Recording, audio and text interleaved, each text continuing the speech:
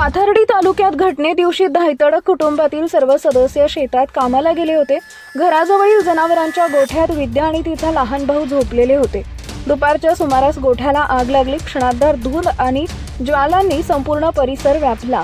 विद्या या आगीतून कशीबशी बाहेर आली। तिने मोठ्याने आरडाओरडा केला, मात्र जवळपास कुणीच नव्हते। शेतात गेलेले कुटुंबीय दूर असल्याने मदत मिळाली नाही।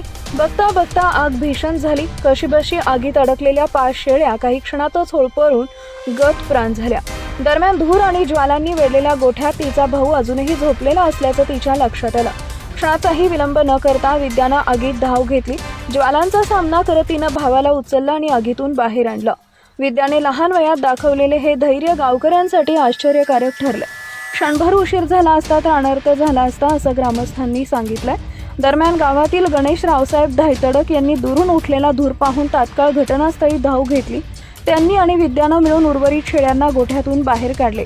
ग्रामस्थांनीही नंतर घटनास्थळी पोहोचून आग आटोक्यात आणण्याचा प्रयत्न केला, परंतु तोपर्यंत 5 शेळ्या आगीत जळून मृत्युमुखी पडल्या होत्या।